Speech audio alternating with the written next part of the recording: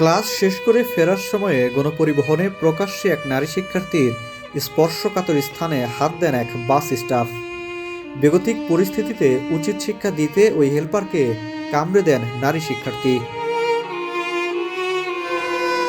পরের দৃশ্য আরও ভয়াবহ।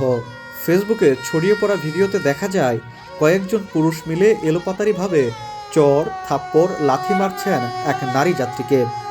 পোশাক ছেঁড়া এবং অর্ধলগ্ন অবস্থায় দেখা যায় এক পুরুষকে। বাসের ভিতরে ধর্ষণ চেষ্টাও করা হয় বলে অভিযোগ করেছেন ভুক্তভোগী ওই নারী। তারা আমার জামা কাপড় ছিঁড়ে রেপ করার চেষ্টা করছে। শুধু আমার ফ্রেন্ড এবং ভাই ছিল, আমাকে ধাক্কা দিয়ে নিচে ফেলে তারপরে আমার উপরে পড়ে গেছে আর প্রচন্ড মার খাইছে। ওর জামা কাপড় ছিঁড়ে ফেলছে শুধু আমার ইজ্জত বাঁচানোর জন্য, আমাকে হ্যারেস করার জন্য। আমার জামা জাস্ট সামনে থেকে ছিঁড়ে ফেলবে, আমি বাধ্য হয়ে তার শোল্ডারে কামড় দেই আমার ইজ্জত বাঁচানোর জন্য। ভুক্তভোগী অভিযোগ করেন ভাড়া বেশি নেওয়া নিয়ে কথা কাটাকাটি হয় বাস কন্ডাক্টরের সাথে। এক পর্যায়ে সবার সামনেই স্পর্শকাতর জায়গায় হাত দেন পলাশ বাসের ওই স্টাফ। আমরা একটা পলাশ বাসে উঠি, উনি জোরপূর্বকই সবার কাছ থেকে বেশি ভাড়া নিচ্ছিল কন্ট্রাক্টর। উনি খুব কাছাকাছি এসে আমার দিকে খুবই বাজে অঙ্গভঙ্গি করে, বাজে অঙ্গভঙ্গির জন্য আমি তার একটা থাপ্পড় মারি। সাথেই সে আমার বুকে হাত দিয়ে বসে। তা আমার পাশে যিনি ভাইয়া ছিল সে উঠে দাঁড়ায় বলে, এই তুই কি করলি? এক্সট্রিম মশার কয়েল প্ল্যান্ট ফাইবার দিয়ে তৈরি, তাই সহজে ভাঙে না, সুগন্ধিযুক্ত ও নিরবিচ্ছিন্নভাবে জ্বলে। ডেঙ্গু, চিকুনগুনিয়া বাহি সহ যে কোনো মশার বিরুদ্ধে দেয় এক্সট্রিম সুরক্ষা। ভুক্তভোগী শিক্ষার্থী আরও অভিযোগ করে বলেন, নির্দিষ্ট স্থানে বাস না থামিয়ে বাস ডিপোতে নিয়ে গিয়ে বাসের ভিতরে বেশ কয়েকজন পুরুষ মিলে তাকে শারীরিক হেনস্থা করেন।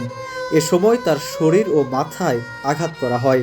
উনি আমাকে অ্যাটাক করে বসলো, আরেকজনে আমার আঙুল, এই যে দুই হাত মুচড়ায় ধরে, চুল টেনে ধরে, আর পাশ থেকে আমাদের যেভাবে পারতেছে মারতেছে। তাদের যে ব্রাশ ছিল সেটা দিয়ে মাথা মেরে ফুলায় ফেলছে। ব্যাগে থেকে টাকা নেওয়া হয়েছে, আমাদের জুয়েলারি নেওয়া হয়েছে। কতগুলো লোক এসে থ্রেট দিল, বললো আপনার ছবি নেব, বলবো যে আপনাকে রেপ করা হয়েছে, আপনি কিন্তু বাইরে মুখ দেখাইতে পারবেন না।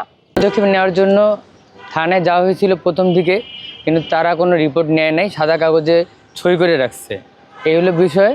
আর তারা বুঝাইতে চাচ্ছে যে আপনি যদি কোনো মামলা করেন বা কোনো কেস করেন কোনো লাভ হবে না, কারণ এগুলো সব গাড়ির সমিতির মালিক যারা আছে তারা ওদের বাঁচায় দিবে। তিনি বলেন, অপরাধীরা বাস সমিতির পরিচয় ব্যবহার করে থানায় ক্ষমতা প্রদর্শন ও তাদের নানাভাবে হুমকি ধামকি প্রদান করেছেন।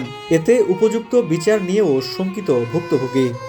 শুক্রবার সাভার নবীনগর সড়কে পলাশ পরিবহনে চাঞ্চল্যকর ঘটনা ঘটে। ভুক্তভোগী নারী উন্মুক্ত বিশ্ববিদ্যালয়ের শিক্ষার্থী। অবশ্য পরিবহনের সঙ্গে যোগাযোগ করেও অভিযুক্তদের বক্তব্য পাওয়া যায়নি। হুমায়ুন কবির, কালের কণ্ঠ, ঢাকা।